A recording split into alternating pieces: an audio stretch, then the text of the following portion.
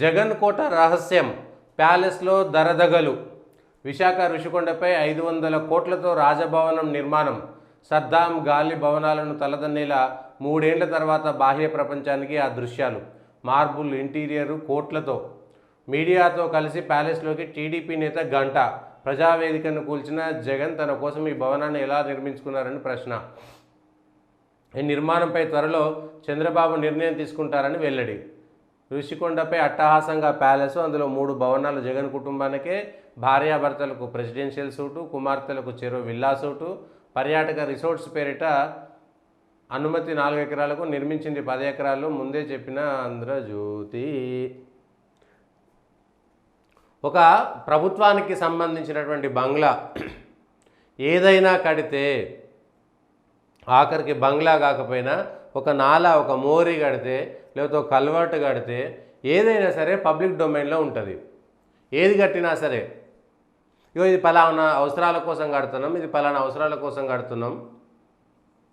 ప్రజల సొమ్ముతోటి ఇట్లా విలాసవంతమైనటువంటి భవనాలు కట్టుకోవాలనేటువంటి ఆలోచన రావడమే పెద్ద తప్పు. ఫస్ట్ 5 ఏళ్లలో చంద్రబాబు నాయుడు అమరావతి కట్టకుండా పెద్ద తప్పు చేశాడు.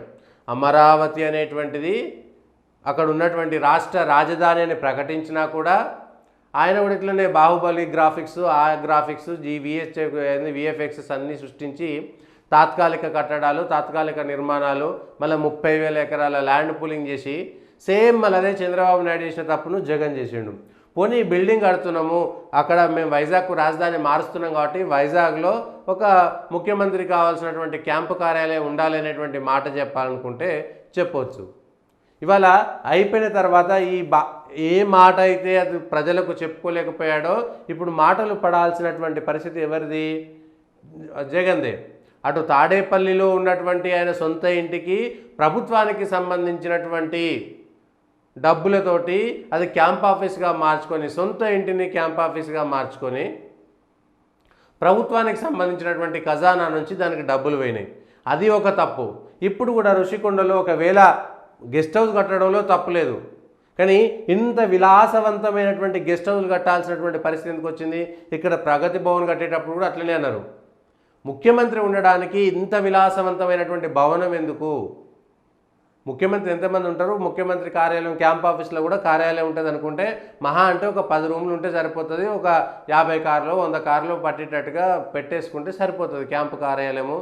ముఖ్యమంత్రి అది రాష్ట్రం పొడుగున్నది కాబట్టి ఆ కొస నుంచి ఈ కొస దాకా అక్కడో ఇక్కడో 4 వెనుకట R&B బంగ్లాలు కూడా ఉంటుండే. ఓ మంత్రులు అక్కడో ఇక్కడ పోతే ఒక రూమ్ ఉంటుండే, 2 రూమ్లు ఉంటుండే, లేకపోతే ఒక హాలు, మీడియా వాళ్ళు వస్తే కూర్చోవడానికి ఒక R&B బంగ్లా. ఏండ్ల కొద్దీ అవి ప్రజలకు సేవ చేసినాయి కదా. ఇట్లా 500 కోట్ల రూపాయలు, అలా 500 కోట్లు అయినా కాకపోయినా అక్కడ ఉన్నటువంటి ఇవి చూస్తే మాత్రం ప్రజలకు అర్థమైపోతుంది. విలాసవంతంగా కట్టేటువంటి ప్రయత్నం మాత్రం చేసిర్రు. గంటా శ్రీనివాసరావు పోయిండు. ఇగో ఈ బాత్రూంలో ఇది పెట్టినటువంటి ట్యాప్ ఖర్చు 26 లక్షలు. అదే $1,500 $1,600 మరిగా డాలర్ల నుంచి ఎంత అయితే. ప్యాలెస్లో ఖరీదైన మార్బుల్ పరిచినటువంటి కారిడారు, ఈ కనబడేటువంటిది బయట నుంచి లోపల ఈ కమ్మోడ్ ధర 26 లక్షల రూపాయలంట, 13 లక్షలు. బాత్ టబ్ ధర 26 లక్షలు. గార్డెన్ కోసం 22 కోట్లు. ఇంటీరియర్స్కు 19-20 కోట్లు. ఒక్కో ఫ్యాన్ ధర 3 లక్షలు. ఒక్కో షాండ్లియర్ ఖర్చు 15 లక్షలు. కుర్చీలు బల్లల కోసం 14 కోట్లు. ఏం చేస్తారు ఇవన్నీ? ఎన్ని లక్షల కోట్ల రూపాయల పెట్టుబడి తీసుకొచ్చేటువంటి పెద్ద పెద్ద కంపెనీలను ఇక్కడికి ఆహ్వానించడానికి వాళ్ళందరినీ కూర్చోబెడతారు. పోనీ ఇట్లనే కడుతున్నామని ముందుగానే ఒక మాట చెప్పాల్సింది ప్రజలకు. మేము ఋషికొండలో ముఖ్యమంత్రి అవసరాల కోసం ఒక బంగ్లా కడుతున్నాం, ఆ బంగ్లా కావాల్సినటువంటి అవసరాలు ఇట్లా ఉంటాయని. మరి 26 లక్షల బాత్ డబ్బు అయితే అక్కర్లేదు కదా, 13 లక్షల కమ్మోడ్ అయితే అక్కర్లేదు కదా. ₹1000 ₹2,000 2,000 కమ్మోడ్లు కూడా పెట్టుకోవచ్చు. పోనీ ముఖ్యమంత్రి ఆ స్థాయిలో ఉండాలి, క్వాలిటీ ఉండాలి, 5-10 రూపాయల కమ్మోడ్లు ఉంటాయి. అది ప్రభుత్వానికి సంబంధించిందే కావచ్చు. ముఖ్యమంత్రి వెళ్ళిపోతే ఇప్పుడు దీన్ని ఏం చేయాలి? ఇది ఇంకొక పెద్ద తతంగం ఏంటంటే, సేమ్ ఇక్కడ కూడా కేసీఆర్ నేనే మళ్ళా వస్తాను. కేసీఆర్ మనస్తత్వం, అక్కడ జగన్ మనస్తత్వం రెండు అంతే. నేనే అధికారంలోకి వస్తాను, సచివాలయం కట్టుకొని ఆయన దాన్ని ఆయనకు నచ్చినట్టుగా ఉన్న సచివాలయాన్ని కూల్చేసి ఉమ్మడి రాష్ట్రానికి అవసరాలకు కూడా ఉపయోగపడినటువంటి పాత సచివాలయాన్ని, అందులో అంతకుముందు నిజాం ఉన్నప్పుడు ఏదైతే బిల్డింగ్ కట్టిండో అది కూలిపోయింది, పాత బంగ్లా, అది ఒక్కటి తీసేసి అక్కడ ఇంకో 2 బంగ్లాలు కడితే సరిపోయేది. అంత పెద్ద బంగ్లా ఉన్నది, అంత పెద్ద అవసరాలు ఉన్నాయి. ఇప్పుడు ఎంత ఉట్టి సిమెంట్ కాంక్రీట్ జంగల, ఎన్ని చెట్లు ఉంటుండే పాత సెక్రటేరియట్లా, ఎంత మంచిగా ఉంటుండే, ఎంత నీట్గా ఉంటుండే, సరిపోయేది. ఆంధ్రాకు సంబంధించినటువంటి సచివాలయం వెళ్ళిపోయిన తర్వాత అన్ని బ్లాక్లు ఖాళీగా ఉండే. సచివాలయాన్ని ఎందుకు కట్టిరో అర్థం కాలే. అదేదో ఇప్పుడు ఏది టూరిస్ట్ స్పాట్ లాగా కట్టిరు దాన్ని.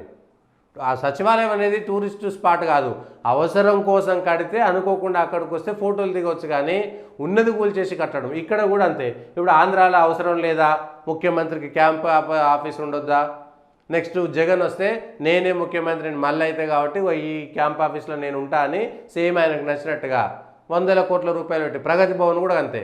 ప్రగతి భవన్ అవసరం ఏమొచ్చింది, అంతకుముందు రాజశేఖర రెడ్డి కట్టినటువంటి క్యాంప్ ఆఫీసు చాలా పెద్దది, అప్పట్లోనే దానిపైనే విమర్శలు వచ్చినాయి. రాజశేఖర రెడ్డి విలాసవంతమైనటువంటి క్యాంప్ ఆఫీస్, సేమ్ మళ్ళీ అదే ఇక్కడ కూడా రాజశేఖర రెడ్డి కట్టినటువంటి క్యాంప్ ఆఫీస్ని తీసేసి ప్రగతి భవన్ కట్టారు.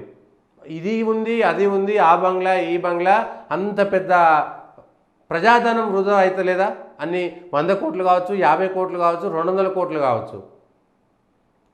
ఆల్రెడీ ఉన్నటువంటి క్యాంప్ ఆఫీస్కు ప్రగతి భవన్ కట్టిరు, సచివాలయం కట్టిరు, అది అట్లనే సేమ్ ప్రజల సొమ్ము. ఎందుకంటే ఇప్పుడు రాజుల సొమ్ము రాళ్ల పాలైనట్టు ప్రజల సొమ్ము ఇట్లా బిల్డింగ్ల పాలవుతున్నాయి. మీ అవసరాల కోసము, మీ విలాసాల కోసము, అవసరాల కోసం కూడా కాదు, విలాసాల కోసమే కట్టింది. అంత పెద్ద ప్రగతి భవనం ఉండాల్సినటువంటి అవసరం ఏమొచ్చింది? ఏదో తెలంగాణ అంటే ఇంత గొప్ప, బయట నుంచి వచ్చినప్పుడు ఇట్లాంటి బంగ్లాలు ఉంటురా అని అనుకుంటారు అనేటువంటి మాట. సేమ్ ఇక్కడ కూడా అంతే. జగన్ ఉంటా అనుకున్నాడు, ఇప్పుడు దీన్ని ఏం చేయాలి? చంద్రబాబు నాయుడు దాన్ని వాడుకుంటాడా లేదా? ఇప్పుడు రాజధాని అమరావతి కడతా అంటే ఇప్పుడు ఆయన అవసరాల కోసం అమరావతిలో కట్టుకోవాల్సినటువంటి పరిస్థితి. కొత్త సచివాలయం కొత్తది. 10 ఏళ్ల పాటు అటు వైఎస్ఆర్సీపీ, ఇటు టీడీపీ 2 పార్టీలు ఆంధ్రప్రదేశ్ ప్రజలను ఎంతగా మోసం చేసింది. ఆంధ్రప్రదేశ్ ప్రజలు ఆ 2 పార్టీలను పట్టుకొని ఏలాడినంత కాలము వాళ్ళు ఇట్లనే మోసం చేస్తారు. ఆయన అమరావతి పేరిట 30,000 ఎకరాలు ల్యాండ్ పూలింగ్ చేసి మోసమే చేసిండు. ఆ రోజే అవసరం ఉండే, వితిన్ 6 మంత్స్లో ఒక 2,000 ఎకరాలు 1000 ఎకరాలు పెట్టుకొని ఒక సెక్రటేరియట్ ఇవి అవి కావాల్సినవి కట్టేసుకుంటే అయిపోయేది. 3 సంవత్సరాల లోపల 2014లో చంద్రబాబు నాయుడు గెలిచినాక 3-4 సంవత్సరాల లోపల మొత్తం బిల్డింగ్స్ అయిపోయేది.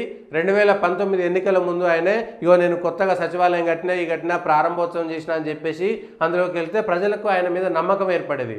అది కాకుండా 30,000 ఎకరాలు land pooling, inside trading, outside trading, కోట్ల రూపాయలు, కుల బాంధవులు, వ్యాపారస్తులు అందరినీ అందులో తీసుకొచ్చి అంత భూములన్నింటినీ సేమ్ అదే పని జరిగింది. ఇప్పుడు జగన్ కూడా అంతే. ఇప్పుడు ఏం చేస్తాడు పాపం, మళ్ళీ పోయి తాడేపల్లి ఉంటాడు. ఇప్పుడు తాడేపల్లికి సంబంధించిన దాంట్లో కూడా 40 కోట్ల రూపాయలు ఏదో ప్రభుత్వ సొమ్మును దుర్వినియోగం చేసిరంటే జగన్ క్యాంపు కార్యాలయంలో ఏర్పాటు చేసిన ఫర్నిచర్ ఇతర వివరాలు అందిస్తే వాటి ఖరీదు చెల్లించేందుకు తాము సిద్ధంగా ఉన్నట్లు వైసీపీ ఎమ్మెల్సీ లేళ్ల అప్పిరెడ్డి తెలియజేశారు. ముఖ్యమంత్రి హోదాలో జగన్ తన క్యాంపు కార్యాలయానికి భారీగా ప్రభుత్వ ఖర్చుతో సూకులు చేయించడము, సొంత భవనానికి స్థాయిలో ప్రభుత్వ నిధుల దుర్వినియోగం ప్రజల్లో చెలరేగిన విమర్శలపై ఆయన పార్టీ తరఫున బుధవారం ప్రకటనలో స్పందించారు.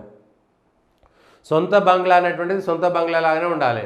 ఆడ లేకపోతే ఆ 40 కోట్లు ఎంతో మీరు పెట్టారు కదా, 40 కోట్లు పెడితే ఇంకా విలాసవంతమైనటువంటి సీఎం క్యాంప్ ఆఫీస్ వచ్చేది. సో ఆంధ్ర ప్రజలు ఎంతగా మోసపోతున్నారు. ఆంధ్ర ప్రజలకు ఆ వైసీపీ లేకపోతే ఆ టీడీపీ దిక్కు తప్ప ఈ పవన్ కళ్యాణ్, ఈ బీజేపీ వీళ్ళు ఇళ్ళ కలవడము, కమ్యూనిస్టులు కాంగ్రెస్ అల్ల కలవడము, ప్రజల సొమ్మును దుర్వినియోగం చేయడం అనేటువంటిది ఏ ప్రభుత్వానికైనా ఉపయోగం లేదు. ఏ ప్రభుత్వానికైనా ఉపయోగం లేదు. ఇప్పుడు ఈ ప్రభుత్వ కార్యాలయానికి ఎన్నో స్కూళ్ళు అక్కడ బిల్డింగు లేకుండా ఉన్నాయి, చెట్ల కింద ఉన్నటువంటి స్కూళ్ళు ఉన్నాయి. ఎన్నో ప్రభుత్వ కార్యాలయాలు ఇన్ని 100 కోట్లు పెడితే ప్రతి జిల్లాకు ఒక ప్రభుత్వ కార్యాలయం వచ్చేది. ప్రతిదీ దుర్వినియోగం చేయడం తప్ప ఇంకొకటి లేదు. ఇది జగన్ పోతూ చేసినటువంటి పనుల వల్ల వచ్చినటువంటి నష్టము ఆయన తీర్చుకోలేనటువంటిది. ఇగో ఇందుకే వద్దనుకున్నాం, ఇట్లాంటి వృధా చేస్తారనేటువంటి పనితోటే చేస్తారనేటువంటి దాంతో మేము వద్దనుకున్నాం అనేటువంటి మాట ఇప్పుడు ప్రజలతోటి చెప్పించుకోవాల్సినటువంటి పరిస్థితి ఎందుకు వచ్చింది? అది కదా చేయాల్సినటువంటి పని. ఇది సార్ ఇక మరి ఏం చేస్తారో ఏమో, ఒక్కొక్క రాష్ట్రంలో ఒక్కొక్కటి ఉంటుంది.